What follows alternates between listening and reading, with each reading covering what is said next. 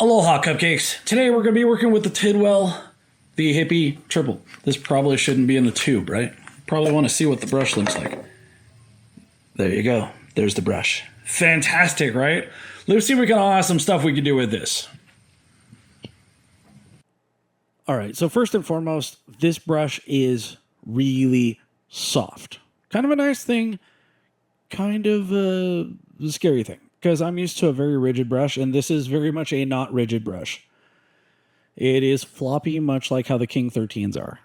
So, but it's also a little bit longer, and it is definitely a bit sharper.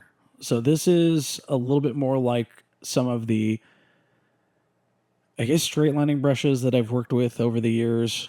I couldn't think of one that's comparable. Maybe if it was like a fat Dominican brush, possibly, but even then, I don't think that those were nearly as soft as this one was. Just the same, this thing pulls some impressive straight lines. It's a little daunting if you're leaning over something, or if you were painting something that is like a wall or like the side of a car. You're going to have to use the flop. And I know for a lot of people, that's not really a big deal. To me, it makes me always feel like I am slightly off-centered. But look at how clean these lines pull. And yes, I'm paleting between each brush stroke, but I haven't been adding any reducer. I haven't been changing up the paint at all. I've just been kind of running with it. So it's really just Alpha 6 paint.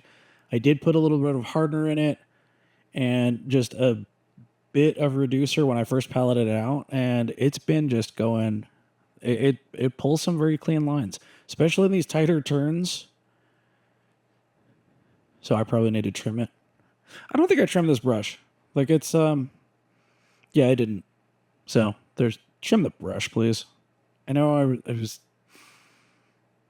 sometimes I get excited about getting to work with things and I forget these little tiny details, and then I notice it in my work. So if you don't trim your brush, you're going to see little weird extra like flares in the brush and like little burrs at the corners and tips that don't look like they make sense. It's because there's a random hair that's like sticking out somewhere. So trim your brush. Just the same though, this thing is definitely pulling some really nice crisp lines. So for my second set, I used a burnt orange. This is a little bit more dense paint, and I kind of thought that this would be, I don't know, I guess more of a challenge. But no, we're still pulling that consistency, and I think that's the biggest thing with this thing. It is consistent. So even if, let's say, right here, I think it was, yeah. So I dipped a little harder when I was pulling this turn, and yeah, okay, so I still had to double up.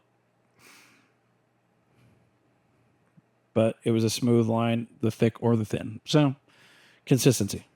That doesn't mean that you're going to be more consistent. It means that the brush will be consistent when you're not. So, that's kind of nice. Definitely a help. Anything to make my line work look better, you know? This flop thing, though, it is definitely messing with me in terms of like where I feel like comfortable dropping the tip of the brush. I mean, if that's something that you are used to and that is something that you can work with, then by all means, this sucker is awesome for it. It's just that that particular deficiency is something that, I don't know, maybe I just need to work with it more. I know that I've got a bunch of King 13s that are going to be up for a video shortly, so I'm going to have to get used to the flop a bit. But even when I go to pull a straight line, this is still pulling very consistent lines. So yeah, I'm a big fan of this brush. I'm just not used to it. But it definitely pulls the sharper curves. It definitely pulls into some of the tighter spots. For a longer brush to be this versatile is kind of impressive. So I think with most of the longer tip brushes, they are more for straight lining and they don't let you pull kind of sharp details and turns. So for this one, it does its job. I'm just not good at it. Well, actually, I think I did okay. Here, I'll let you judge. Take a look at this. Oh, nice. You can barely even see the mustard over the orange. Hopefully you can see the orange a little bit better.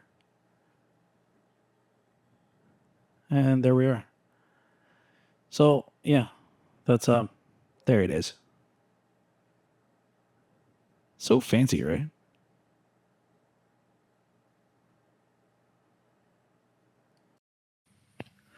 So this brush, kind of awesome, kind of floppy, does things that I'm not used to, and I can get used to this one.